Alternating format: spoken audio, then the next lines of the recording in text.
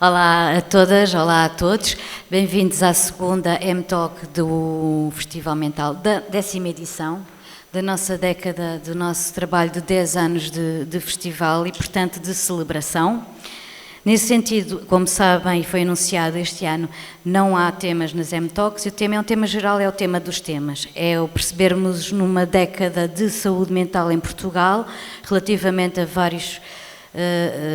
não queria dizer a palavra tema outra vez, mas de tudo o que tem sido aflorado e trabalhado, os inúmeros convidados que passaram nos nossos palcos ao longo deste tempo, não só em Lisboa, mas também nas nossas itinerâncias, e temos aqui um painel de absoluta excelência, que é dentro de todas as pessoas que passaram, aquelas que nós gostaríamos mais que tivessem a celebrar connosco este aniversário, por isso eu estou mesmo muito grata, em nome de toda a equipa, vocês estarem aqui presentes, para fazermos aqui esta espécie de radar, para nós como pessoas, nós como cidadãos, nós como profissionais também, percebermos de uma forma empática, mas uma parte com muitíssimo conhecimento do que é que realmente se anda a passar em Portugal, em saúde mental, mas do ponto de vista das pessoas, não tanto das políticas, não tanto dessas coisas mais formais, que isso haverá outros quadrantes e outros espaços para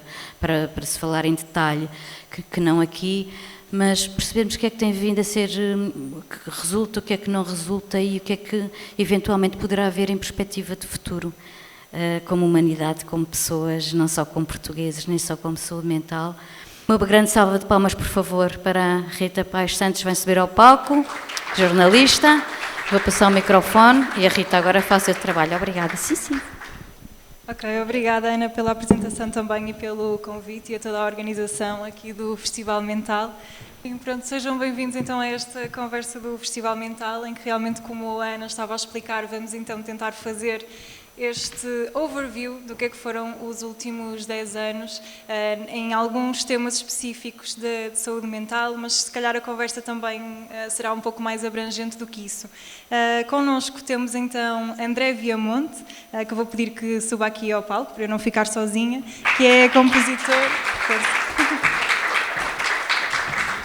Obrigada. O André é compositor, cantor e musicoterapeuta, já esteve aqui no Festival Mental em 2018, numa M-Talk sobre suicídio, participou em mais 2 conversas na altura da pandemia e é várias vezes convidado do segmento My Story, My Song do Festival Mental. De seguida, Rui Albuquerque, que peço que suba.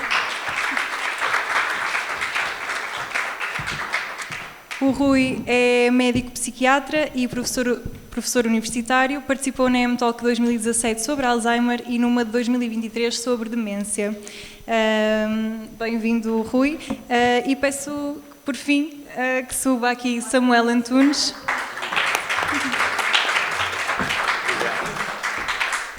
Que é também professor universitário, psicólogo e psicoterapeuta. Participou numa M-Talk em 2018 sobre o burnout e também numa M-Talk durante a pandemia. Bem-vindos, obrigada por estarem aqui para termos esta conversa que com certeza será enriquecedora. Antes de vos passar a palavra, eu gostava só de, como arranque, que tentássemos todos voltar um bocadinho atrás à primeira edição do Festival Mental. Decorria o ano de 2017 e eu vou tentar contextualizar-nos para sermos transportados até lá. O que é que estava a dar na rádio? Despacito. A toda a hora, como todos devem se lembrar bastante bem. Estávamos no início da geringonça, a palavra quarentena era uma coisa muito distante de filmes distópicos ou futuristas. O metro quadrado da habitação era bastante mais barato nessa altura. Salvador Sobral venceu a Eurovisão.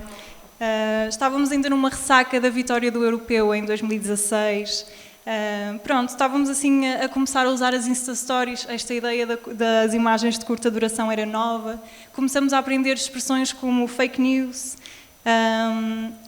num tom bastante mais sério, tivemos os incêndios de Pedrógão Grande, e foi também a explosão do movimento Me Too, muito ligado a casos de assédio em contexto laboral. E pronto, espero que tenham conseguido regressar lá atrás. E começava por perguntar aqui ao André, muita coisa muda em 10 anos? Eu ainda estou a recapitular o que acabaste de dizer, que estávamos a tentar ver a parte do que é que se passou e parece que já foi há muitos mais anos. Sim, e muitas coisas mudam também a nível de consciencialização, mas é engraçado, estavas mesmo a dizer e eu estava a ter agora um flashback, que foi há 20 anos, não é? Não, foi há 10. É interessante. Como é que nós já passamos por tanta coisa nestes 10 anos? Mas querias referir em relação a... Não, era um comentário geral, também se calhar passava aqui ao Rui, que nos pode falar um pouco de como é que olha para estes 10 anos a nível de sociedade. Não vamos entrar já ali na questão fulcral da saúde mental, mas a nível social, eu trouxe este contexto todo social, porque é também nestes contextos sociais que se insere o tema da saúde mental, não é? Como é que olha para esta evolução que fizemos até hoje? De facto, estes 10 anos foram marcados por uma pandemia e a pandemia foi, a meu ver, determinante para como a sociedade, pelo menos a sociedade ocidental, se organizou, não só do ponto de vista, enfim, das estruturas laborais, como as pessoas se relacionam com a sua própria vida, como é que se relacionam com a natureza. Houve um êxodo dos grandes centros para o meio rural, que sempre que as pessoas puderam. E esta ligação realmente das pessoas com aspectos que estavam a ser descurados da sua vida, nomeadamente o exercício físico, foi um escape para as pessoas durante a pandemia começarem a praticar exercício físico, porque era a forma que tinham para poder sair de casa, era uma justificativa. Portanto, eu creio que aquilo que foi mais determinante, independentemente do que possa ter acontecido do ponto de vista político, geopolítico, foi a pandemia. E na verdade, isto tem uma ligação ao contexto clínico, porque mesmo a forma como as pessoas passaram a ser acompanhadas, em alguns contextos, mudou radicalmente. O contexto de telemedicina, de teleconsulta, videoconsulta, era praticamente inexistente. E de alguma forma abriu porta para que pessoas em meios mais desfavorecidos ou com dificuldade de acesso aos cuidados de saúde passaram a ter acesso a cuidados de saúde que de outra forma, porventura, não iria ser tão rápido, tão célere esta transição. Por isso, se eu tivesse que encontrar aqui um marco nestes 10 anos, foi seguramente a pandemia, e que moldou muito a forma como a sociedade se organizou. Samuel, concorda? Este o grande marco dos últimos 10 anos é a existência de uma pandemia pelo meio? Sim, antes de responder, eu queria, na pessoa da Ana, dar os parabéns ao festival por estes 10 anos e também saudar a audiência e os meus colegas de painel, é um prazer estar aqui convosco. Sim, a pandemia foi de facto marcante, sobretudo em termos de saúde mental, pelo impacto que teve, do ponto de vista da saúde mental e na ansiedade, no desespero, na incerteza, tudo aquilo que aconteceu durante a pandemia, que foi muito perturbador para todos nós. De repente fomos assolados com uma tempestade inesperada, fechados em casa e com uma grande incerteza sobre o que é que nos ia acontecer, e isso foi muito ansiogénico, foi muito perturbador, mas trouxe um benefício, trouxe aliás alguns benefícios, diria eu. A saúde mental passou a estar nos jornais, nos telejornais, deixou de ser tão estigmatizante a questão da saúde mental e da doença mental sobretudo. Talvez porque estávamos todos a ser desafiados, não é? Ou seja, toda a gente ficou perante uma situação completamente nova e toda a gente sentiu alguns desafios de saúde mental, mesmo as pessoas mais saudáveis. Será Sim, por isso? Aconteceram coisas que eu acho que também foram importantes nessa altura, não é? Se calhar passámos a valorizar mais as relações interpessoais, não é? Como o Rui estava a dizer, a atividade física e o autocuidado, passámos a falar disso com mais naturalidade, deixou de ser um ato egoísta para ser uma coisa saudável, cuidarmos mais de nós não só da nossa saúde física, mas mental. O espaço para nos encontrarmos, a que fomos quase obrigados, mas o podermos olhar para nós próprios, para a nossa interioridade e deixarmos a azáfama que estávamos habituados até aí, antes da pandemia, não é? Quer dizer, a atividade e o excesso de atividade parecia dar sentido à nossa vida e afinal descobrimos que quando tivemos que parar havia outras coisas que podiam dar mais sentido à nossa vida e à nossa existência. E acho que a pandemia trouxe esse benefício de podermos falar com mais naturalidade da doença mental, da ansiedade, da depressão, do suicídio, da ansiedade dos jovens e dos adolescentes, do medo, de uma certa incerteza que causava um desespero, poder falar disso como algo que era comum a todos nós e que sabíamos o que era. E isso foi bom e teve impacto até para as pessoas procurarem ajuda. Isso foi talvez a grande mudança que aconteceu na pós-pandemia. Foi as pessoas com mais naturalidade procuraram ajuda, psicólogos, de psiquiatras, de médicos de família, e isso passou a ser uma coisa natural para todos. Enquanto cidadãos, enquanto pessoas, nós sabemos as transformações que a pandemia trouxe, mas gostava de perceber do vosso lado, a nível, por exemplo, da prática clínica. Aqui há pouco o Rui falava sobre a questão das teleconsultas. O que é que mudou? O que é que a pandemia trouxe de novo aos bastidores da saúde mental? As teleconsultas foi talvez a grande mudança. Até à pandemia era raro fazermos consultas de terapia via Zoom ou via vias tecnológicas, e passou a ser uma coisa natural. E eu lembro que durante a pandemia fazia consultas aos meus pacientes frequentemente, não é? E uns estavam longe do país e outros na província, alguns na cidade, e isso passou a fazer parte, não é? E não sei se infelizmente, mas alguns dos pacientes deixaram de vir ao consultório, quiseram ficar a fazer consultas em casa, o que eu acho que não é mais assim cómodo, bom. podem estar de pijama, não é? Sim. E Rui, o que é que para si mudou? Bom, muita coisa mudou, sobretudo naquela fase crítica, em que os hospitais tiveram que se reorganizar, pensando mais no contexto hospitalar, em que temos a interface de internamento, urgência, consulta. Houve uma reorganização tremenda, os próprios profissionais tiveram que se adaptar muito às mudanças. Claro que foi num período de tempo limitado. Há alterações que se mantiveram, nomeadamente como este do acesso à teleconsulta, à videoconsulta.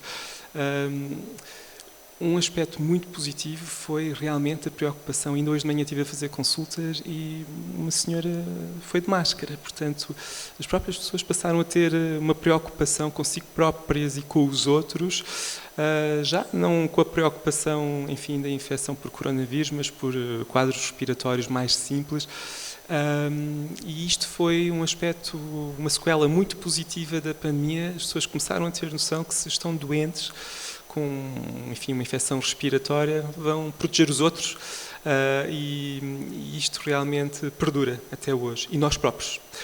Lavagem de mãos é aquilo que está muito preconizado hoje em dia como aquilo que salva vidas nos hospitais e que era realmente muito menosprezado pelos profissionais de saúde, e sei que é uma prática que passou a estar muito mais enraizada, a lavagem de mãos, o uso de desinfetantes, mas sobretudo o gesto simples de com sabão e água de o fazer. Isto parecem aspectos menores, mas efetivamente têm um impacto muito grande quando nós pensamos em máquinas muito grandes, como são os hospitais, em que temos pessoas muito doentes, pessoas com risco de vida, e pronto, isto realmente foi, a meu ver, determinante. As questões de saúde mental, lá está. Eu acho que tive mais ansiedade do que muitos dos doentes que por mim passaram no contexto da pandemia, porque realmente passei mal, tive muitas dificuldades em conseguir gerir muitas tarefas que tinha em termos de organização de equipas, e isso de facto e deixou marcas no sentido em que temos que perceber que quando temos pessoas a trabalhar connosco temos que estar muito atentos. Eu vou dar um exemplo concreto de unidades de internamento, de longo internamento. Uma questão muito simples que se colocou em cima da mesa foi equipas de enfermagem a fazerem turnos não de 8 nem de 12 horas, nem de 24, mas de 2 semanas. Portanto, enfermeiros durante 2 semanas não poderem sair da instituição, e Foi muito delicado, no fundo, pedir às pessoas para o fazerem voluntariamente, e realmente foi muito marcante. Mas lá está, esse período passou. Nestes 10 anos esqueci-me do entrepreneur. Eu gosto muito de desporto, ainda estávamos a falar há pouco sobre o desporto e das mazelas que o desporto nos traz. Tivemos os Jogos Olímpicos de 2020, que realmente realizaram-se em 2021, e efetivamente foi aquilo que, tal como a pandemia, de uma forma muito global, pôs em cima da mesa. Os atletas são considerados, enfim, super-humanos, né? E pôs a nu aquilo que é a fragilidade do ser humano.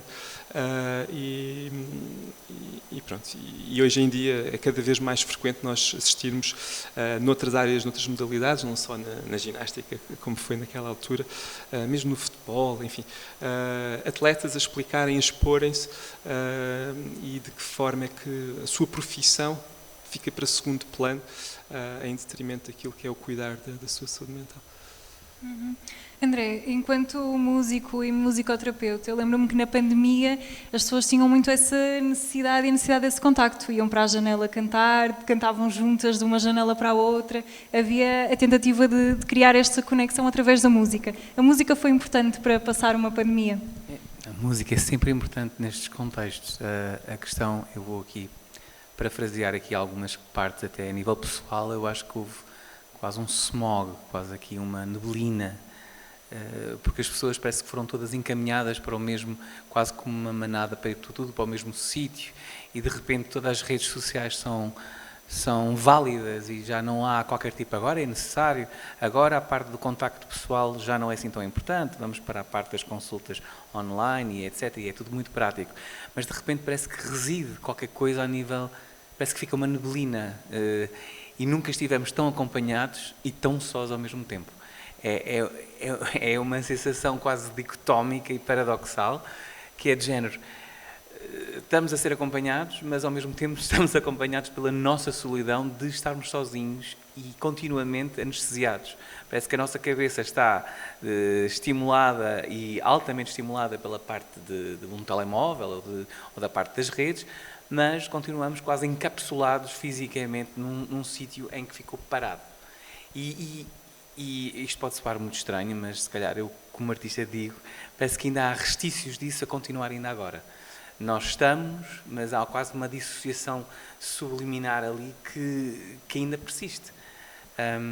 E isto é a parte da pandemia que eu estava a ouvir aqui estas pessoas a falarem sobre esta situação, e é engraçado que eu estava a ver esta parte aqui neste sentido, que ficou quase como se fosse uma neblina mental que ainda persiste. E vê-se muito mais agora na parte das redes, o impacto muito mais profundo, tudo é normalizado, fala-se de facto mais de saúde mental, mas eu sinto que agora tenho algum receio que seja uma trend e seja mais superficial do que aprofundado, porque as questões continuam a ser altamente profundas e agora é trend falar de saúde mental. E então estamos aqui novamente numa dicotomia que é preciso também mesmo sublinhar isso. Quando me dizes se a música era importante, eu lembro-me que várias pessoas, aquilo que mais me afetou e também na minha área de intervenção, na musicoterapia, através do luto e da perda, uma das coisas que eu acho que foi impactante para mim foi o facto das pessoas não conseguirem ter acesso ao processo de luto.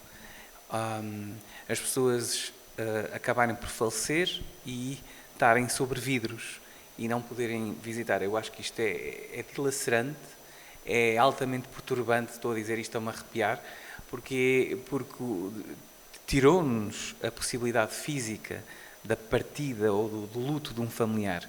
E eu lembro-me que isso afetou-me de alguma maneira como artista, que eu tive que fazer uma composição onde basicamente todos os fãs foram dar um pouco da sua ternura diária em segundos de vídeo para todas estas pessoas que estavam a passar por esse processo de luto e que não tinham como ser ouvidas.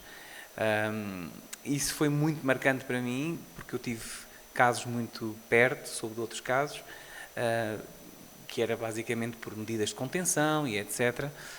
A parte do não poder estar presente e só se está presente através de uma video call ou de um telefonema, eu acho que isso foi altamente trágico, porque são lutos que ainda hoje ainda estão a ser feitos e que ainda não foram processados.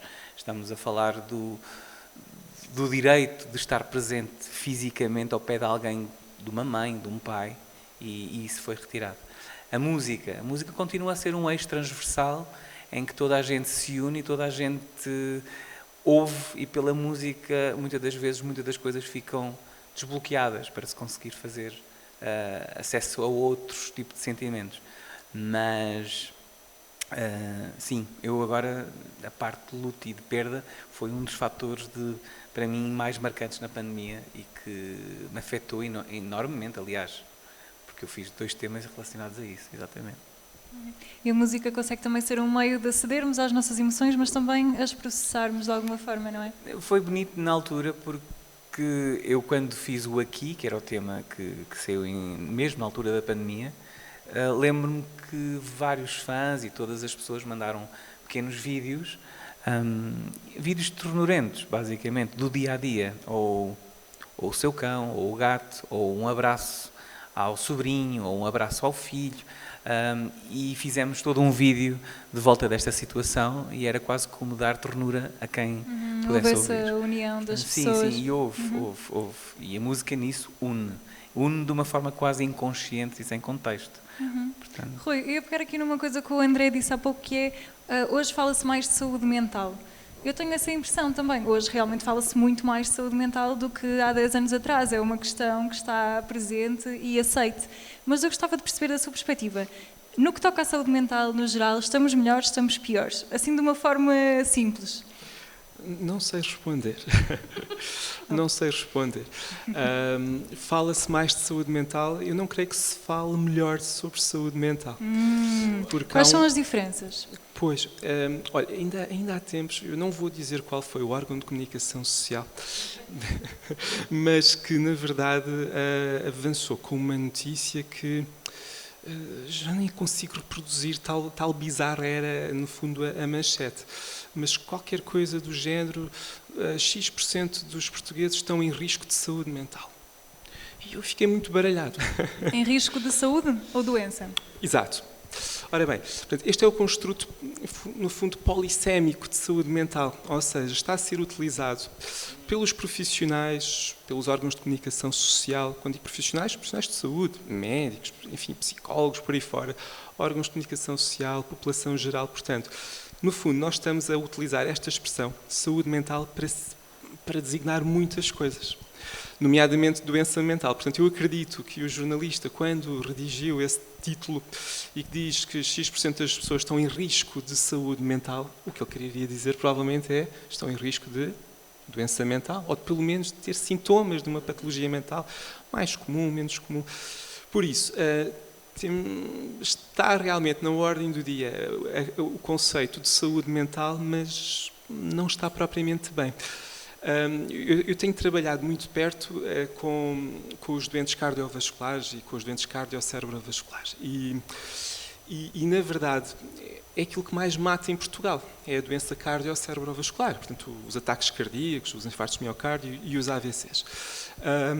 E sempre se falou de doença cardiovascular, mas começa-se a falar de saúde cardiovascular. E este conceito de saúde cardiovascular é relativamente recente, à volta de 2010, 2012. Um conceito bem definido internacionalmente sobre o que é saúde cardiovascular.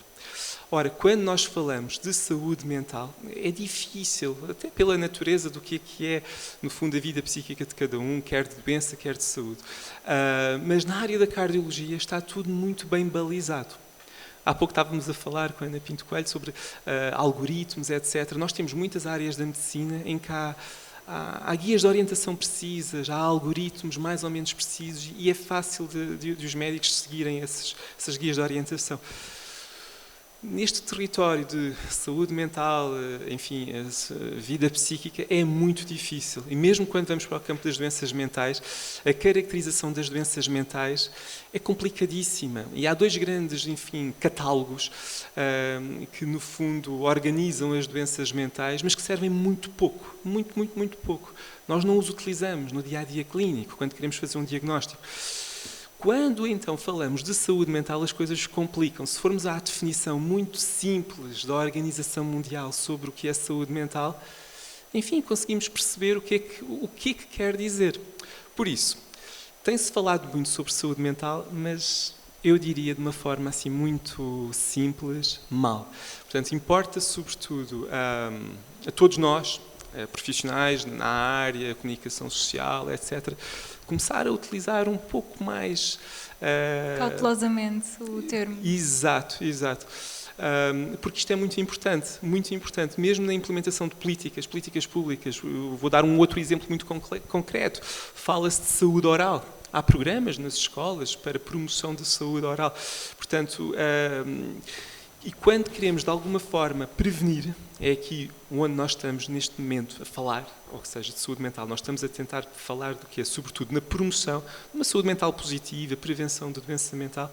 É importante que as pessoas percebam o que é que são doenças mentais, o que é que são sintomas e o que é aquilo que cada um de nós tem na sua saúde mental de positivo. E, Samuel, relativamente a esta questão do estigma, realmente acho que se fala mais de saúde mental, gostaria de saber se concorda e se isto faz com que se perca aquele estigma que eu acho que antigamente existia de dizer eu faço terapia, eu vou ao psicólogo, eu vou ao psiquiatra. Sim, isso deixou de ser um problema, mas eu acho que o problema é a falta de acesso à saúde mental em Portugal. Esse é o grande problema. Não é fácil. Qualquer um de nós quiser ir, se for na segunda-feira ao centro de saúde e pedir uma consulta com um psicólogo ou com um psiquiatra, não consegue isso, se calhar, em menos de um ano, em 6 meses, não. E isto é um problema sério no nosso país. O acesso à saúde, portanto, aos cuidados de saúde mental, é muito difícil. Acaba por ser um acesso via privado, o que não é justo. A doença mental, eu acho que continua a aumentar no nosso país. Pessoalmente, acho que tem a ver com a pobreza. Os salários baixos em Portugal são um fator crítico para a saúde mental. Portanto, a doença mental continua a aumentar. E infelizmente não há uma resposta a não ser privada, não é? Por outro lado, há outras coisas que foram acontecendo e que são interessantes. Por exemplo, algumas empresas passaram a disponibilizar, pós-pandemia, para os seus trabalhadores o acesso a psicólogos e a consultas de psicologia gratuitamente, não num número muito elevado, mas acesso, isso foi bom. Começaram-se a fazer alguns programas de sensibilização para a construção de locais de trabalho saudáveis. Por exemplo, a Ordem dos Psicólogos criou um programa, um prémio dos locais de trabalho saudáveis, que teve uma adesão enorme, desde a primeira edição até à última, enorme, de empresas que deram prova de estar a fazer ações para promover locais de trabalho saudáveis, cuidar do bem-estar dos seus colaboradores, etc. Isso foi um avanço importante, mas insuficiente, na minha opinião. Se calhar... Só dizer mais uma coisa. Claro, força. Houve um aspecto importante depois da pandemia, que eu senti na minha prática clínica. Mais executivos vieram procurar ajuda por causa do burnout. O burnout passou a ser uma coisa banalizada, ou melhor, passou a falar-se mais de burnout e mais pessoas procuraram ajuda porque se sentiam exaustas, esgotadas e começaram a ir procurar o seu médico de família, o psiquiatra, eu ouço isso, com mais naturalidade, e passou a haver mais preocupação e passou a haver mais pessoas de baixa por causa do burnout, e isso foi uma mudança significativa também. E a pegar exatamente no tema do burnout, que foi o último tema que discutiu aqui em palco numa M-Talk já há alguns anos atrás. Nessa altura, o Samuel, eu fui buscar aqui algumas frases, se me permitem, é preciso impormos os nossos limites, é preciso dizer chega no momento em que sentimos que o outro está a ultrapassar o nosso limite. E reforça o que é preciso dizer às pessoas que trabalham e que estudam, onde quer que estejam, tu tens o poder de pôr os limites a quem te humilha e agride, seja verbalmente ou fisicamente. Isto aqui não estamos a falar exatamente do burnout, mas estamos a falar de um contexto de agressão ou de assédio laboral. Como é que estão estas questões do trabalho? A maioria das pessoas trabalha por conta de outrem, não é? Portanto, está sujeito a um patrão, ou a uma patroa também, para ser aqui igualdade. Nós estamos sujeitos a, não é, estas entidades que estão superiores a nós, com certeza acho que aqui as pessoas do público devem identificar-se, nós estamos sujeitos a entidades superiores a nós, neste sentido em que governam e dominam o local de trabalho, nem sempre é fácil impor o nosso limite. Sim.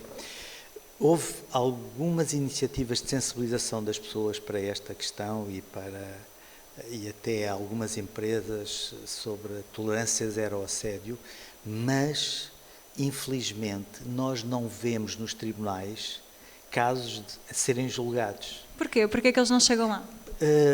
A nossa legislação, infelizmente, põe na vítima o ónus da prova. Ainda? Isso era uma coisa que o Samuel já dizia lá atrás, isso não mudou? Não mudou. Ao contrário do que acontece noutros países, em que há auditorias para perceber, protegendo as vítimas e as testemunhas, aqui em Portugal não, continua a ser. O que é que acontece? Falando com pessoas da ACT, eu verifico que quando há uma queixa, como depois é difícil arranjar testemunhas para avançar com a queixa fica por aí.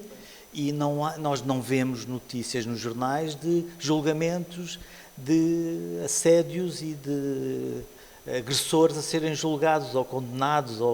Não, quer dizer, o que é que eu tenho visto da minha prática? Às vezes escrevo cartas para os gestores ou para os diretores gerais a dizer esta pessoa está a ser vítima de assédio, se vocês não fizerem nada eu vou denunciar isto à ACT, porque sou obrigado a denunciar.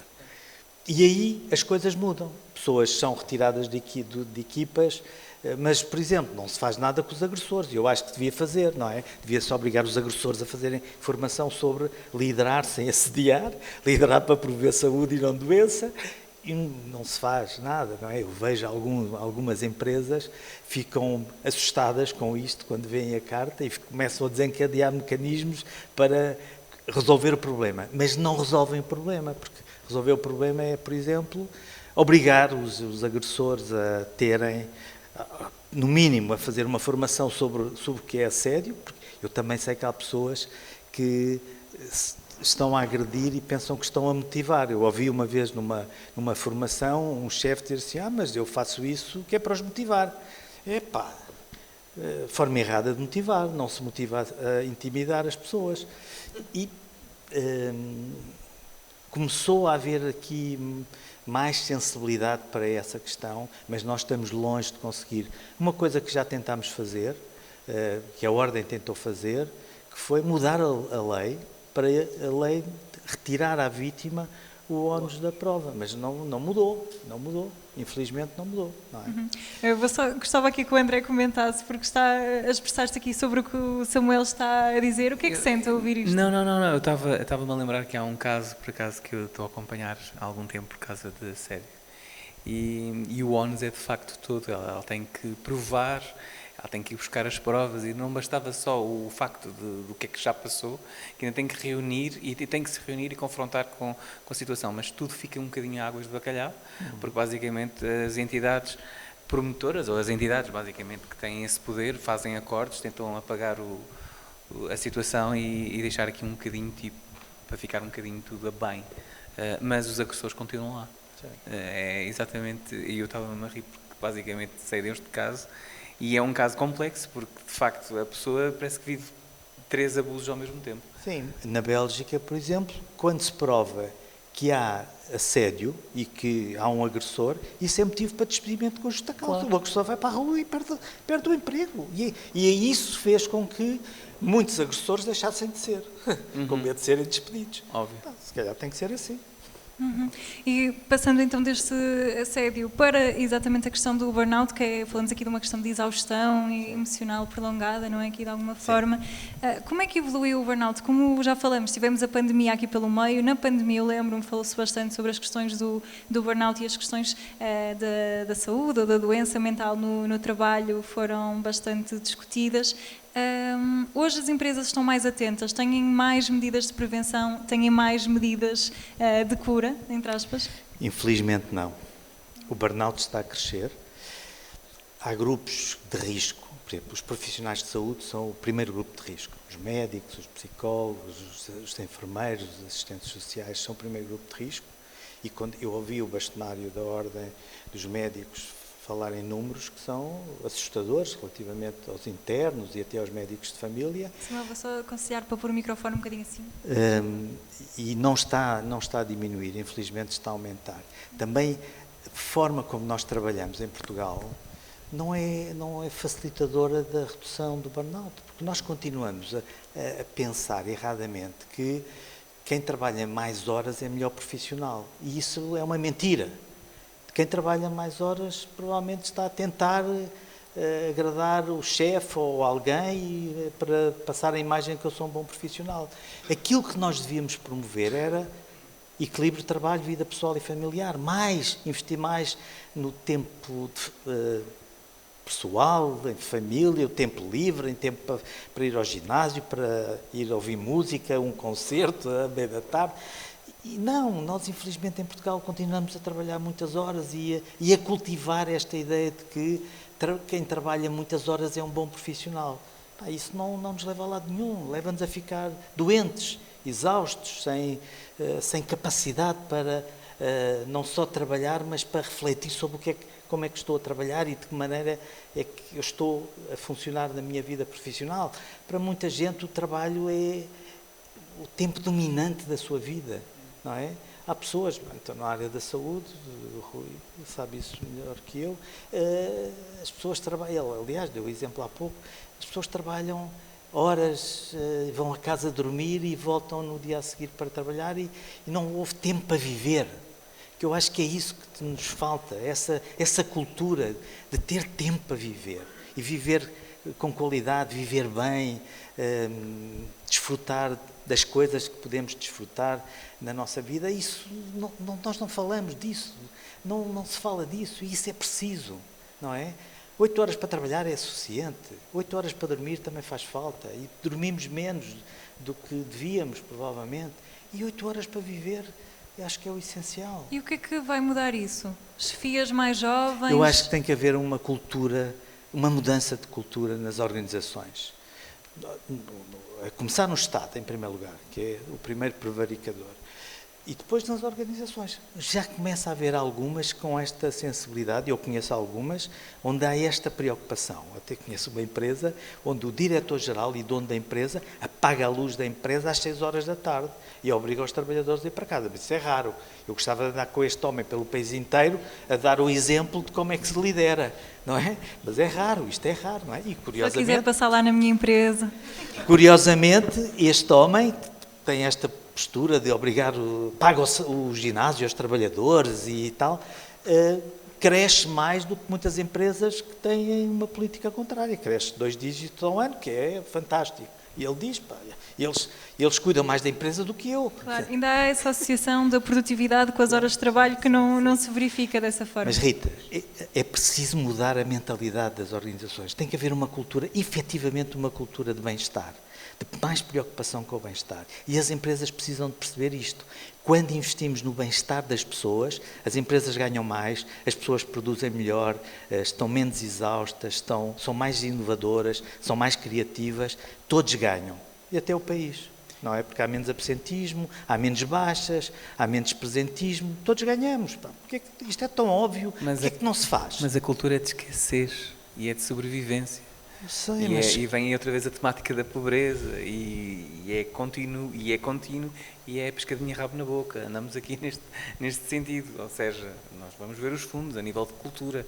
Cultura, arte, faz parte do bem-estar, faz parte da saúde mental e mesmo isso é corte, há cortes. Vamos cortar aonde? Vamos cortar à comida, vamos cortar à música, vamos cortar ao teatro, vamos cortar a tudo que não é tão dispensável. É a cultura da escassez. A cultura da escassez e o sobrevivência e fazer mais do que o necessário para estarmos a sobreviver. Nós não estamos a viver, estamos a sobreviver. E depois vem com isso todos os efeitos secundários disso, basicamente. Rui, falando da sua participação aqui na M-Talk há alguns anos atrás, trazia o tema das demências e especificamente também do Alzheimer. Também foi roubar algumas frases suas. Disse que as pessoas vão perdendo as faculdades e há uma desvalorização do próprio e de terceiros. Há uma atribuição ao envelhecimento e desvalorizam-se as queixas da pessoa idosa por ser idosa. Dizia aqui, acho que na altura, que a pessoa idosa já se espera que padeça daqueles males, não é? Já se espera que não se lembre, já se espera que tenha dores e há uma desvalorização da própria experiência da pessoa. Como é que está este quadro das demências, sendo também que Portugal é um país envelhecido e com tendência a envelhecer, não é? Esta questão da demência será cada vez mais central? Sim, e na verdade, quando nós falamos de demência, estamos a falar de uma fase final de um processo. Ou seja, e este conceito é muito importante porque eu diria que a grande maioria, mesmo dos profissionais de saúde, não tem isto presente. Ou seja, a demência por si não é uma doença. É o resultado final de uma ou de várias doenças. Sobretudo países como o nosso, onde lá está a prevalência de doença cardiocérebrovascular é muito grande. Portanto, estamos a falar de doenças circulatórias. Compete muito com aquilo que é a causa mais conhecida da demência, que é a doença de Alzheimer. Portanto, o que é que nós sabemos? Que, na verdade, as pessoas que têm demência acabam por ter demência que é o resultado de várias doenças. A doença de Alzheimer, a doença cerebrovascular, ou seja, a doença dos vasos sanguíneos, etc. Só que não acontece de um dia para o outro, nem da noite para o dia. É algo que vem acontecendo ao longo de muitos anos, a não ser que a pessoa tenha um acidente grave, por exemplo, um traumatismo crânioencefálico, e, enfim, fica com uma lesão cerebral e acorda de um coma e, na verdade, fica em estado de demência. Mas a grande maioria dos casos resulta de processos neurodegenerativos, são processos evolutivos, e que os sinais, as manifestações são insidiosas, vão acontecendo. E nós focamos-nos muito, a comunidade clínica foca-se muito naquilo que é a perda de memória, e as pessoas também. Mas há muitos outros sinais, ou sintomas neste caso, que indiciam ou que podem fazer parte do quadro. Sintomas depressivos, alterações subtis daquilo que era a personalidade da pessoa, algo que, no fundo, começa a assumir uma proporção muito significativa para o diagnóstico, que é a cognição social, que é o juízo crítico que a pessoa faz das situações, dos outros, etc. Portanto, isto é algo que não ocorre de um dia para o outro, vai acontecendo. O próprio, naturalmente, não reconhece. Porquê? Porque, no fundo, está consigo próprio no dia-a-dia. Portanto, nós muitas vezes só reconhecemos as nossas diferenças quando olhamos para fotografias antigas e notamos as diferenças. Portanto, nós que estamos connosco próprios no dia-a-dia não nos apercebemos dessas diferenças. Os familiares poderão ser aqui um aliado muito importante, mas também, tendencialmente, estão com estas pessoas no dia-a-dia, poderão não notar estas alterações que são subtis, que vão acontecendo. Onde é que eu quero chegar? Que, na verdade, nós deparamos-nos com as situações de demência quando os sintomas são graves. E já é uma fase, no fundo, tardia das tais doenças que vão evoluir, em que, na verdade, não vamos alterar muito o curso dessas doenças, mas podemos ajudar a dar alguma qualidade de vida, ajudar muito a família. O grande desafio é, na verdade, nós começarmos a intervir junto das pessoas em idades bem mais jovens. E muita da investigação sobre a qual eu me tenho debruçado aponta para a meia-idade como uma fase crítica.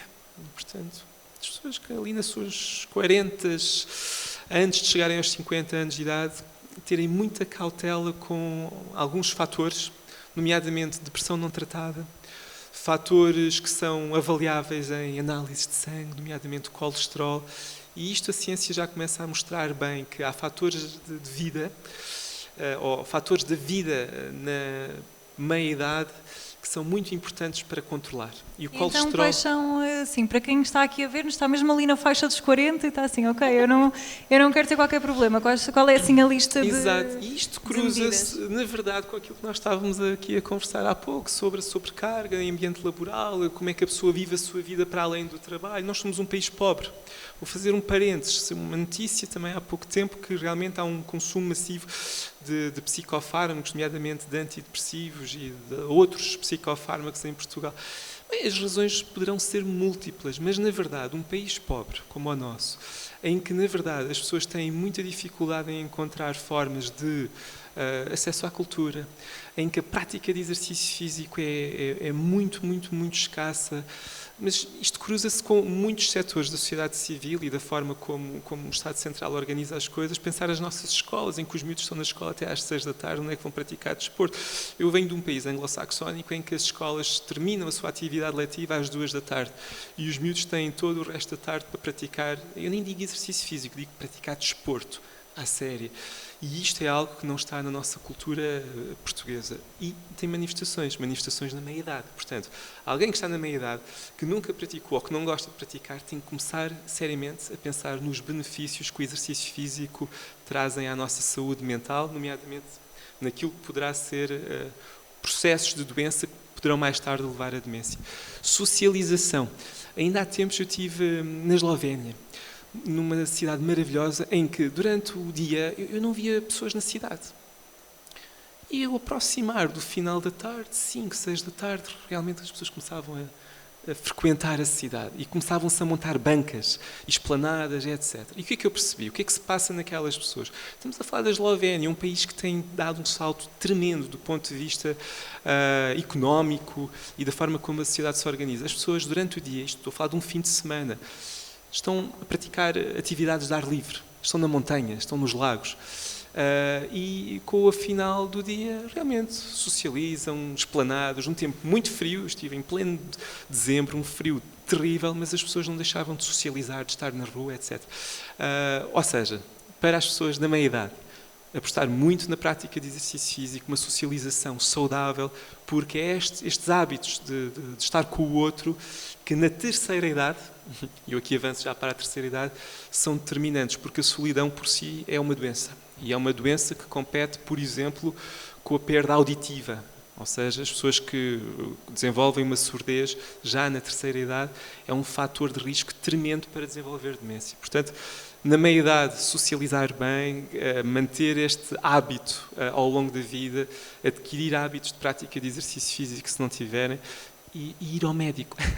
Quer dizer, nós preocupamos mais com os nossos automóveis e mudar o óleo, etc., do que e fazer a revisão, do que ver como é que está o nosso sangue a circular nos vasos sanguíneos. Fazer o check-up. Fazer o check-up é muito importante. Eu fazia aqui esta ligação a dizer que Portugal é um país envelhecido, com tendência a envelhecer. Podemos estabelecer esta correlação que isto significa que vamos ter mais casos de demência ou demência mais prolongada? E tentava perguntar aqui o que é que realmente se mudou alguma coisa nos últimos 10 anos? Bem, eu não sei se mudou. Uma coisa está a mudar e eu fico muito feliz por isso. Pelo menos começam a existir políticas públicas em torno do tema. E a pandemia, mais uma vez, foi aqui um entrave para pôr em marcha aquilo que era a estratégia nacional para a área das demências e, felizmente, nos últimos 2 anos, as políticas neste sentido têm-se revigorado. Não digo as políticas, mas as ações em torno das políticas têm-se revigorado. E eu estou muito esperançoso que algo vai mudar, sobretudo ao nível de como os cuidados de saúde do SNS vão estar organizados para dar resposta não só às pessoas com demência, mas a minha esperança é que comece a haver realmente uma aposta forte a nível da medicina geral, cuidados de saúde primários, para que o assunto das doenças cognitivas, que é o que está na base das demências, seja aflorado, porque os médicos de família estão, no fundo, têm parâmetros que são, no fundo, faz parte da obrigatoriedade deles de avaliar rastreios de cancro, de diabetes, etc.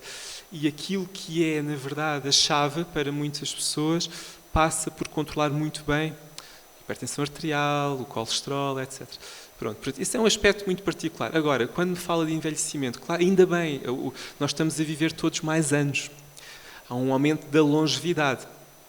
O problema, lá está, países como o nosso, nós estamos a viver mais anos com uma carga de doença muito grande, porque nós temos bons cuidados de saúde. Eu sou um defensor massivo do Serviço Nacional de Saúde.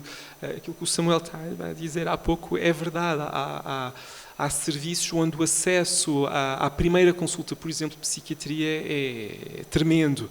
Mas depois temos outros casos, o Hospital Público onde eu trabalho, os últimos dados que temos, o tempo médio de espera para uma primeira consulta de psiquiatria são 32 dias. É mais rápido do que o acesso a uma consulta de psiquiatria, talvez no setor privado. Há uma discrepância muito grande como os serviços estão organizados.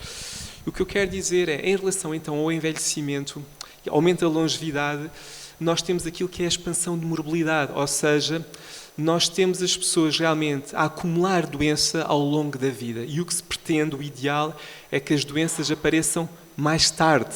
A compressão de morbilidade. O ideal seria que todos nós vivêssemos mais anos, mas que as doenças só começassem a aparecer no final das nossas vidas. E o que está a acontecer? Não.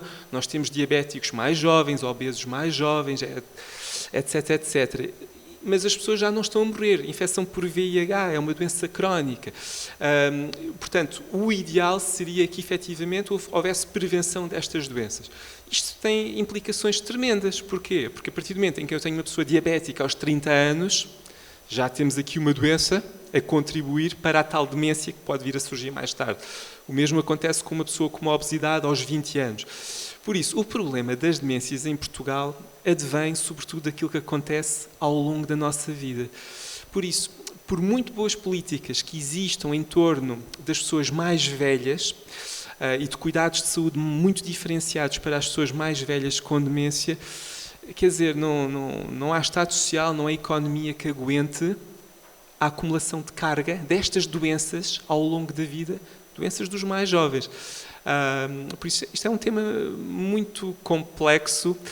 Nós, quando falamos de demência, focamos muito no final da vida, mas o problema tem que começar a ser repensado.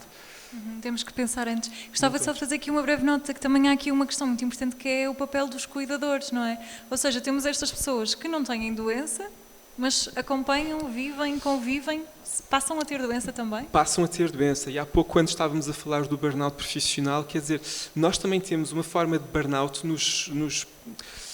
nos trabalhadores informais, que são os cuidadores informais. E estamos a falar de quê? Dos cônjuges, estamos a falar dos filhos, sobretudo os filhos que ainda trabalham e depois têm que se desdobrar para pagar contas do seu pai ou mãe, etc.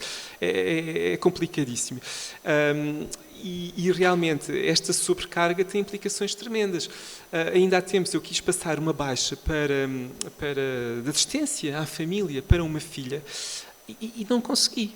Não consegui, porque depois percebi-me que a forma como estas baixas de assistência familiar estão previstas, ela, enquanto cuidadora da mãe, não tinha direito, porque a mãe não fazia parte do seu agregado familiar, etc. Portanto, e era uma pessoa, era uma enfermeira, que efetivamente não estava bem, não estava capaz de trabalhar. Mas eu também não consegui ajudá-la, não lhe consegui passar uma baixa, porque estava a dar assistência à família e ela própria estava doente, então tive que lhe passar uma baixa convencional por doença dela própria. Portanto, isto tem que ser repensado de alguma forma. Mas agora eu também digo, nós pensamos nos cuidadores informais em relação às pessoas com demência, mas temos uma série de cuidadores que realmente são um país latino como o nosso é que prevê que eles existam. Pessoas com autismo, pessoas com deficiências intelectuais e estão completamente esquecidos. Portanto, nós temos realmente o que acaba por acontecer e nós ainda temos muitas mães que não trabalham. Estamos a falar de mães que estão nos seus 50 anos, 60 anos e que a sua profissão ao longo da vida foi cuidar do seu filho deficiente mental, do seu filho com autismo, que neste momento já é um adulto, já é um homem, já é uma mulher. Portanto, os cuidadores, nós muitas vezes, aqui no contexto da saúde mental, pensamos nos cuidadores das pessoas com demência, mas temos um conjunto de patologias que são do âmbito dos problemas de saúde mental que estão completamente esquecidos e marginalizados. E o autismo é um exemplo, a deficiência intelectual é um outro exemplo. Isto no meio rural, de certa forma, é mais acautelado, porque há um espírito de comunidade diferente, mas no meio urbano é um problema tremendo. E realmente eu não vejo forma de contornar isto. E mais uma vez, ainda hoje de manhã, fiz uma consulta a uma mulher nova, de 40, que tem um filho com autismo, ela trabalha, o marido trabalha, está em sobrecarga, está deprimida. Como é que não há de ter acesso a um antidepressivo? Não é? Se nós andarmos uns quilómetros para leste, entramos em Espanha e a realidade é diferente. Se formos para os países escandinavos, a realidade ainda é mais diferente do apoio a estas crianças que neste momento já são adolescentes e daqui a uns anos vão ser adultos. Portanto, a sobrecarga destes profissionais, não profissionais, é tremenda, adoecem. E na verdade, não há cuidados psicológicos, não há psicofármacos que valham para ajudar estas pessoas, porque aí estamos mal, posso dizer. Quando pergunta se estamos mal em termos de saúde mental, se estamos mal em termos daquilo que vai ser a incidência de demência, eu não sei. Estamos muito mal em relação a estes cuidadores. Essas pessoas são esquecidas quase sequer destas políticas. André, quando participou aqui na M-Talk, o tema era suicídio. O André, na altura, dizia: existe uma certa mesquinhez agregada à crítica quando se fala das pessoas que o fizeram. Existe muita solidão, muita incompreensão, muita ignorância e muito medo. Como é que vê esta questão aos dias de hoje? Isto mudou? Somos mais quase benevolentes enquanto sociedade ou continuamos a julgar? Eu acho que isto muda consoante a parte do ciclo da vida, ou seja, estamos a pôr... Eu acho que isso acontece, este tipo de estigma, sobretudo na camada mais de gerações antigas, por causa da parte da religião, não é? Há aqui um estigma muito associado ao suicídio, é um pecado, Deus não quer, e aquelas coisas. E então existe aqui, eu acho que o ciclo da vida, as pessoas vão morrendo e acho que a ligação à religião, é a minha opinião, eu acho que tem sido um bocadinho mais suavizada. Há muitos católicos não praticantes, mas pronto, temos a parte do sistema de crenças e de valores muito, muito ligado a essas raízes também por causa das gerações antigas, mas eu acho que mudou muita coisa em relação à parte da saúde mental, e depois eu acho que isto vem um bocado para dar a flexibilidade também neste tipo de temáticas, que é, obviamente, que depois também há uma certa tolerância. Mas ainda no outro dia estava a falar com a minha editora e o irmão dela faleceu há um tempo e tinha cancro, o cancro era muito avançado e acho que ele ia para cuidados intensivos ou cuidados paliativos, aliás, e ele acabou por cometer suicídio. E eu lembro-me dela me estar a dizer que eu respeito, foi uma escolha. E é engraçado que a leveza com que ela o disse é porque ela é agnóstica e é completamente, não é ligada à religião, e a leveza como ela o disse, automaticamente parece que a livrou desta névoa ou deste apontar o dedo, enquanto que se calhar numa situação, eu falo por mim também, na minha família houve vários suicídios e é estarmos num jantar e basicamente ter uma pessoa a dizer: este tu não conhece, o André é sobrinho daquele que se matou, portanto há isto. Porquê? Porque não devia ter feito, por amor de Deus, não vamos falar sobre isso. Portanto, ainda há esta neblina, mas é muito ligada à religião. E eu acho que isso vai acabar por suavizar, acho que com o tempo. Obviamente que a saúde mental e todo este contexto também ajuda na sensibilidade e na tolerância para albergar todas estas situações, mas não é uma situação que foi cuidada, ou seja, eu acho que isto com o tempo vai suavizando, é o que eu tenho sentido. Obviamente o suicídio é um tema muito, muito sensível, mas já deixou de ser tabu. Sim, deixou de ser tabu, mas é aquela situação que é do género. Eu estava a falar ainda há pouco da perda e do luto e de não termos o acesso. E isto não é a mesma coisa, mas é parecido. É quase como nós não tivéssemos. Uma pessoa que se suicida, a pessoa que fica, não tem o acesso a um luto saudável como uma pessoa que tem alguém que morre por uma causa acidental ou por uma causa ou por outro tipo de causas. Parece que há uma vergonha, há um estigma de volta da situação. Tanto que eu digo, e há uma certa até tabu em falar como é que morreu a pessoa. Eu vejo muito isso e é engraçado como é que isto também tem impacto na maneira como é que nós vivemos o luto e a perda destas pessoas. Portanto, e eu acho que isso mas eu também deixo isso com pessoas que também entendem perfeitamente sobre essa situação. Mas sim, deixou de ser tabu, mas são questões que eu acho que só com o tempo é que se vai suavizando, porque estas novas gerações estão muito mais atentas e muito mais flexíveis nesse sentido, nestas situações de causa de suicídio, etc. Ou seja, não só a questão da pessoa que decide fazê-lo, mas também todas as pessoas que ficam. E isso também é uma questão, não é? A questão, por exemplo, do suicídio jovem, dos pais que ficam, essa gestão. Sim, exatamente. E eu acho que tem a ver, obviamente, que há aqui questões, e era o que eu ia dizer, mesmo de acesso à parte do luto, mas tudo muito ligado à religião, à parte da culpabilização. Isso continua a ser muito massacrador, porque acho que somos um país católico, vivemos muito esta culpabilização, esta culpa, a minha grande culpa Sim, mesmo que não sejamos crentes, já está de certa forma dentro de nós, não é? Mas o avô trouxe-nos todo este legado e este consciente coletivo destes valores e de crenças que vivemos todos os dias com, não é? Portanto, existe quase um apontar de dedo meio mudo ou surdo. Eu dizia muito lembro-me, porque até foi extremamente, porque eu falei dos vários casos de suicídio da minha família e era quase um não assunto. Eu lembro da minha mãe, por exemplo, não poder falar abertamente como é que o irmão faleceu. E nem abordava a questão. Isto pela vergonha, porque seria julgada. E então ela sofria e a família ficava um bocadinho a sofrer em solidão o seu próprio luto. Não é interessante porque é quase como não se fala muito disto, de como é que se vive o luto destas pessoas que se suicidam. E esta temática, porque há de facto aqui uma nuvem muito julgadora de volta disto. isso também é interessante. O André teve alguma repercussão dessa conversa? Quando veio aqui ao Festival Mental, algum familiar disse não devias ter vindo falar disso? Ou assim alguma coisa? Eu lembro-me a minha mãe dizer-me, mas sentiste bem? E eu, bem, acho que tem que se falar dos assuntos. E ela, ok. Pronto.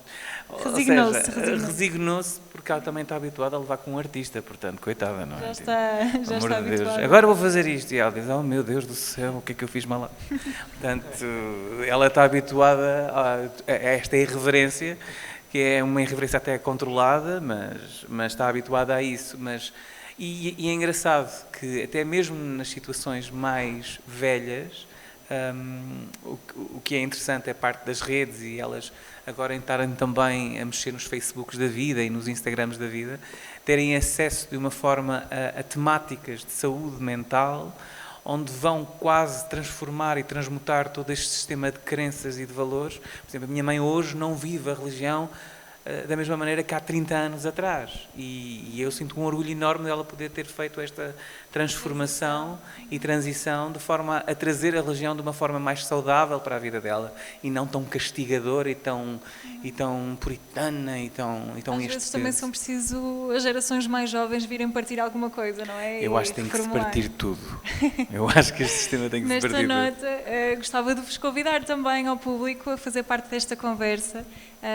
Se alguém quiser lançar alguma questão, fazer algum comentário, eu não consigo ver muito bem, mas acho que podem pedir o microfone que vai circular. Isto é obrigatório, está bem? Cada um tem que fazer uma questão. Estou a brincar. Mas se quiserem lançar alguma coisa, agradecia. Só antes de avançarmos, eu queria só acrescentar ainda um aspecto importante sobre o tema do suicídio, até porque estamos a fazer um serviço público e muitas pessoas podem estar a escutar-nos também através da internet. E eu digo isto porque, mais uma vez, porque estamos em Portugal. E há um problema que, na verdade, é menosprezado, que tem a ver com o consumo de álcool. Nós somos os maiores consumidores de álcool do mundo. E creio que somos o maior consumidor de álcool da OCDE. E o álcool, na verdade, é um catalisador tremendo para o suicídio, para o comportamento suicidário. Nós, em psiquiatria, vemos muitas pessoas que têm ideias de morte, em que a morte, na verdade, é uma ideia que paira como se fosse uma escapatória, mas que não tem uma verdadeira ideação suicidária.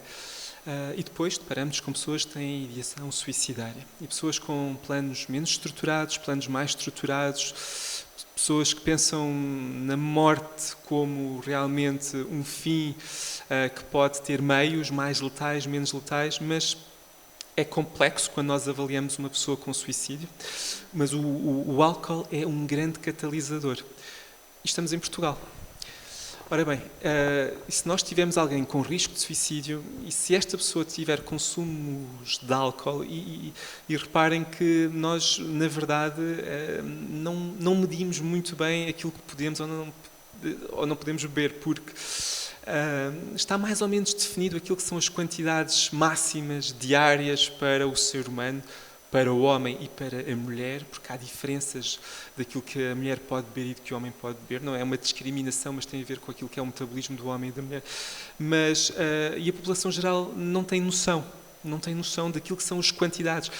E, na verdade, quando nós aferimos clinicamente aquilo que as pessoas, em contexto clínico, aquilo que as pessoas estão a beber, nós percebemos que bebe-se muito. E o álcool é um grande catalisador. E o principal fator de risco para o suicídio é a doença mental não tratada. Ora bem, se nós tivermos uma pessoa com depressão, que não está tratada, e que, na verdade, a pessoa diz-nos, pronto, mas o álcool é aqui uma escapatória, esta pessoa tem um barril de pólvora para o comportamento suicidário. E depois, outros aspectos que muitas vezes, enfim, eu diria que grande parte da comunidade médica nem valoriza isto. E eu tenho aprendido muito nos últimos anos, porque, na verdade, tenho partilhado a minha vida com alguém que domina a área do sono, que é especialista em medicina do sono, e tenho aprendido muito nos últimos anos. E, na verdade, a noite é má conselheira, porque quem não dorme mal, é mais impulsivo no dia-a-dia. Em várias dimensões da sua vida. Isto eu aprendi na interação com o outro, na tomada de decisão, no trabalho e nos comportamentos suicidários. Portanto, quem está deprimido, bebe álcool, dorme mal, é uma pessoa que está em risco. E, na verdade, quem está à volta destas pessoas pode perceber se esta pessoa está a beber, se esta pessoa está triste, se esta pessoa tem olheiras porque não está a dormir. Portanto, temos muitos sinalizadores que realmente aquilo que são as balizas da sociedade podem começar a estar atentas. Portanto, isto só para dizer, não é para criar alarmismo nenhum, não é para dizer que aquela pessoa que sai sábado à noite e que bebe um pouco mais, que está em risco de suicídio, mas temos que começar a perceber que temos aqui muitos elementos que, somados, podem ser muito, muito, muito importantes para um flagelo, que, enfim, que são as tentativas de suicídios e os suicídios consumados. Muitas vezes estamos a falar desta conjugação de fatores, não um elemento isolado. Só para temos complementar, Rita, questão? deixa-me só dizer uma coisa para complementar isto que o Rui disse. Em Portugal, começa-se a beber muito cedo. E o acesso ao álcool é muito fácil. Eu vejo... E banalizado, não é? E isto é um problema. Isto é um problema, não é? E não falamos disto suficientemente. Quer dizer, isto leva-nos, já agora, sem querer tirar a palavra, mas há uma coisa que é muito importante, ainda não falámos aqui, que eu acho indispensável. É talvez a medida primeira. Nós temos que fazer mais literacia em saúde mental. E cedo. Não é quando há doença, é no primeiro ciclo. Na minha escola primária, não é? Aqui não fazemos isso, nem no secundário. O secundário já seria fantástico se houvesse mais informação, isto que o Rui está a dizer, sobre informação sobre alguns limites razoáveis, e não fazemos. Não sei como é que o nosso sistema de saúde, de educação, não prevê isto precocemente. E isto mudaria muita coisa. E seria uma medida de prevenção importantíssima, até para reduzir o consumo de psicotrópicos e prevenir a doença, a solidão, o sofrimento psicológico. E não está a acontecer nada, não se está a fazer. É urgente. Investimos mais em literacia e o mais precocemente possível. Há exemplos noutros países que fazem isto no primeiro ciclo e isso tem impacto. Por exemplo, na Austrália teve um impacto enorme na redução do suicídio dos adolescentes, por exemplo. E foi aí que, por causa do crescimento do suicídio nos adolescentes, que eles começaram no primeiro ciclo a fazer um programa de prevenção da doença mental e a promoção da saúde. E com impacto, com resultados fantásticos na redução do suicídio adolescente, que em Portugal também é considerável. Ana, temos que fazer qualquer coisa. Acho que o festival está a tentar. Eu não consigo perceber se temos alguma questão ou não. Sim, obrigada. Obrigada, boa noite. Um beijinho ao André, que eu não vejo há anos, eu sou a Vicas. Pois é. O André há muitos anos que eu tive um bar de praia que não era meu, eu estava a cuidar porque estava familiarizada com a pessoa que estava a coordenar o bar e foi um privilégio conhecer o André e os seus updates, que são muitos, que eram imensos amigos que ele consegue convocar só por ser quem é. E ele cantava e a sua voz hipnótica e de grande cuidador e curador, ele conseguia mesmo transformar já a plateia, que era assim uma plateia sinuosa, absolutamente amadora, que só ouvia por ouvir. E eu vejo que ele tem uma carreira já e vai continuar. O meu apelo é este, André, beijinho, estava com saudades, mas eu vim sem saber muito bem ao que vinha, mas fico felicíssima porque estás no meio aqui desta aventura, que é para continuar, eu espero, porque aqui a clínica da medicina mental tem muito a fazer, e eu acho que há continuidade. Eu tenho uma pessoa na família que é uma mãe que não sabe que está, mas já está, e tem sinais que são profundíssimos naquilo que é uma espécie de ascensor social, onde já está num grande drama e as pessoas não têm como aturar. E depois, como também nós tivemos uma infância, somos 3 filhos, e é normal que as pessoas tenham as suas próprias dores e cerimónias pessoais, às vezes não correm a acudir os pais, porque também acham que pode ser uma espécie de sintoma da personalidade, da idade, e a mãe também tem que tentar pôr-se em causa, porque nem sempre foi, se calhar, uma filha de primeira ou uma irmã de primeira. Há as dores da infância e as dores pessoais de cada pessoa. O que eu quero também dizer aqui é que eu sou a cuidadora, sou a filha que assume a coisa. Tenho aprendido imenso com a minha mãe, porque ela dá-me lições de amor, porque cada vez que ela é um bocadinho... ela já usa, portanto, uma espécie de léxico de cavalariça, já utiliza palavrões e outras coisas, e eu tento manifestar-me só com amor, estar bastante conectada com aquela experiência que já passa, depois não vamos ligar a isto e vamos passar à frente disto, temos o gato, vamos passear, coisas deste género, porque ela ainda não tem como estar internada, nem é isso que se quer, mas já há uma fuga das pessoas que estavam à volta dela, porque é inconveniente, e ela massacra mesmo as pessoas e, portanto, depois também ganham aqui na sua personalidade. Sempre foi uma senhora de maneiras, os maneirismos sempre uma lady di, mas a idade e a situação da demência está a ficar uma espécie de pessoa que difama os outros. Não é fácil, não é? Está a transformar-se de alguma forma. Sim, claramente. E ela arrebenta mesmo com a vida das pessoas. Se lhe der um bocadinho de confiança, não pode falar-lhe nada da sua vida privada, mas ela não tem culpa nenhuma. Isto é a demência. Eu quero dizer aqui, só para ser assim um bocadinho agora mais macro ou menos micro, dar um apelo de continuidade aos que estão nesta área de saúde, e obrigada pelas vossas maravilhosas partilhas. Eu estou muito sensibilizada. Mas para dizer que também aqui na questão da culpa, e eu corroboro aquilo tudo que o André estava a dizer, e depois também esta coisa do fracasso, não é só do âmbito religioso, mas do fracasso. Alguém que suicidou fracassou. Então a família no seu coletivo há o gene do fracasso. E a pessoa quer estar silenciada porque também tem a sua cerimónia pessoal, não sabe o que dizer sobre, e é muito duro, é muito duro. Eu tenho alguns amigos que o cometeram, tenho também pessoas que estão a par, de pessoas que estão a tentar segurar porque também têm um problema do alcoolismo na família e não sabem como é que vão fazer, porque pode acontecer, não é? E depois também estas questões aqui, como disse o doutor, que aqui a questão da prevenção quando somos mais novos, dos abusos naquilo que tem a ver com a alimentação, ou isto ou aquilo. As pessoas em endocrinologia, eu tive anorexia e tenho algumas amigas que tiveram também, e depois tiveram também a versão, não foi o meu caso, anorexia bulímica, outras coisas quaisquer, ou obesidade. Essas pessoas têm um problema gravíssimo, que tem a ver também com a parte psi, e essas pessoas não comem porque são umas descontraídas, comem por doença, ou descontrolam-se porque querem compensações.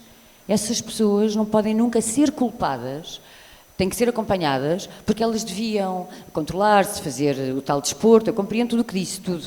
Eu compreendo e acho que foi incrível e de coragem o seu depoimento aqui. Mas as pessoas estão a precisar, claramente, essas pessoas que precisam um bocadinho de fazer o circuito da ginástica e comprometer-se um bocadinho com uma qualidade do seu cotidiano, elas estão a precisar também de outras questões aqui de apoio mental, porque elas vêm de circunstâncias de grande dor, algumas também a acumular pensamentos suicidas, claramente, porque ainda por cima sou uma pessoa que sou solícita para conversar com algumas pessoas que procuram ajuda, e eu tento encaminhar para a psicologia e para a psiquiatria, e às vezes consegue-se, com alguma dificuldade a priori e à partida, não é logo, são 6 meses à espera, 7 meses à espera, mas as pessoas, eu tento que elas não desistam e vão até esse apoio clínico. Mas isto para dizer, portanto, as pessoas não podem sentir-se culpadas e não devem, nós devemos apoiar a comunidade e nós como cidadãos, que aqui tem a ver com a cidadania, não é? E junto da sociedade civil, como disse há pouco, das instituições, que nos devem apoiar, esta coisa da culpa deve mesmo ser um estigma que deve ser muito acautelado. Claro. Mesmo, porque é muito difícil. As pessoas têm doenças da patologia já da infância, têm traumas, e às vezes são pessoas com condições de vida fantásticas, financeiramente tiveram sempre muitíssimo privilegiadas. São outras dores, sabe? O acompanhamento, os pais que não entenderam as coisas e elas estão magoadas e elas não vão fazer o que deviam consigo mesmas, na forma de se alimentarem, na forma de fazerem os seus mecanismos do cotidiano, não vão apoiar os pais, não vão socorrer as irmãs, e depois sentem-se filhas de segunda, pessoas de segunda, é difícil isto. Claro, cada pessoa depois tem a sua questão, não é? Acho que aqui... Obrigada, desculpa, depois também começo por aqui fora, não paro. Muito obrigada. Muito obrigada pela participação. Acho que a questão foi um pouco direcionada para o Rui, se bem entendi. Acho que o Rui, não querendo responder, falava aqui mais de uma questão de prevenção, não é? Que estes casos é uma questão de a doença mental já está instalada. Exato, de uma forma muito fria e técnica, no fundo, são populações especiais, ou seja, quando nós falamos de medidas de prevenção, falamos da população geral. Claro que depois temos as populações especiais, pessoas que têm doença, seja ela qual for, de natureza psíquica, de outra natureza, e aqui, claro que, enfim, os cuidados de saúde têm que ser ainda mais personalizados e os níveis de cuidados alteram-se. Ou seja, eu quando, no fundo, estamos a dar assistência médica, técnica a alguém com uma perturbação de comportamento alimentar, nomeadamente com uma anorexia, em que, para além dos comportamentos restritivos, também temos o exercício físico feito de forma intensa. Bom, aqui estas medidas gerais para a população geral de incentivo à prática de exercícios não podem ser da mesma forma. Exato. Portanto, mas esse é outro problema que também nós temos em Portugal, que na verdade são serviços diferenciados para as pessoas com perturbações de comportamento alimentar.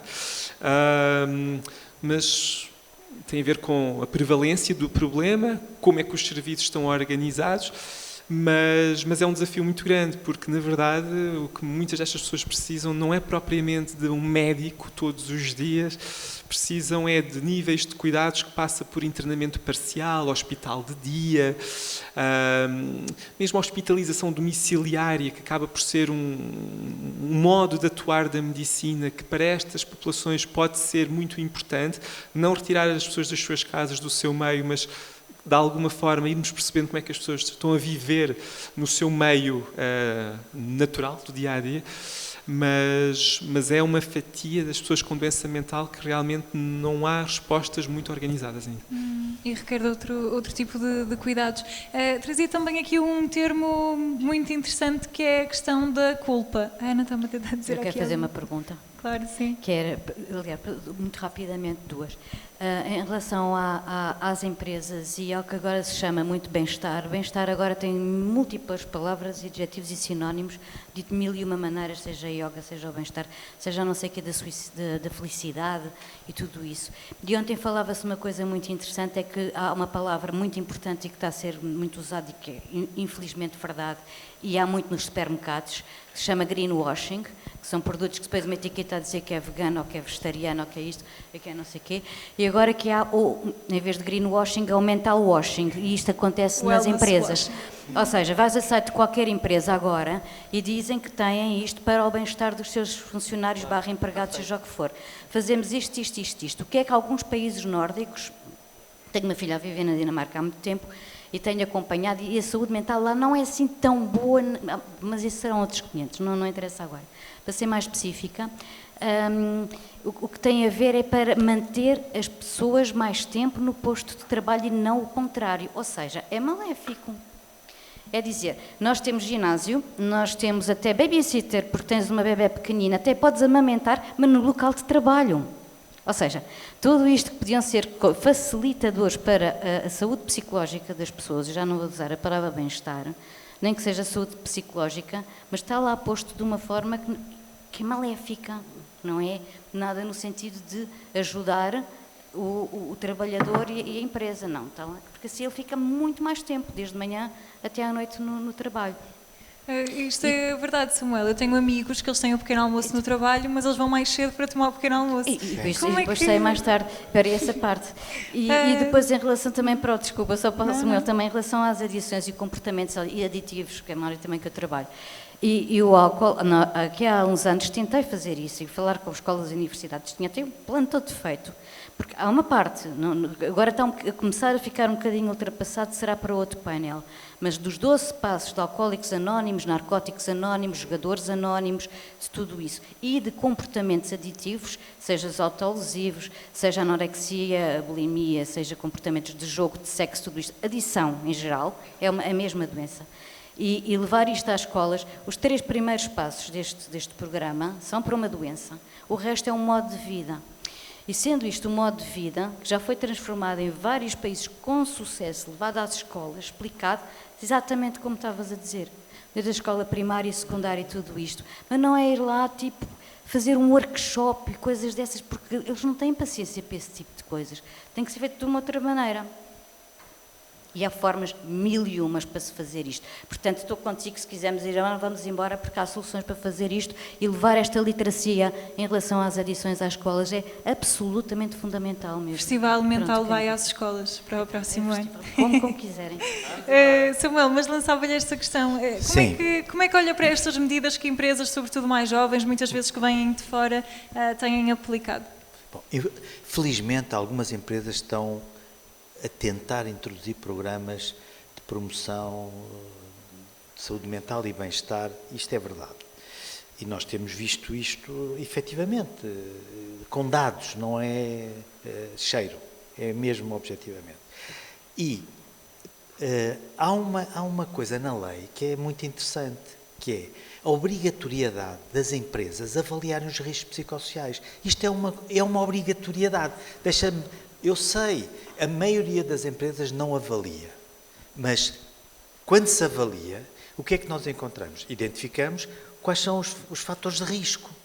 A sobrecarga de trabalho, os conflitos com colegas ou com as FIAs que não são promotoras de saúde, os problemas de sono, os problemas de stress, o risco de burnout.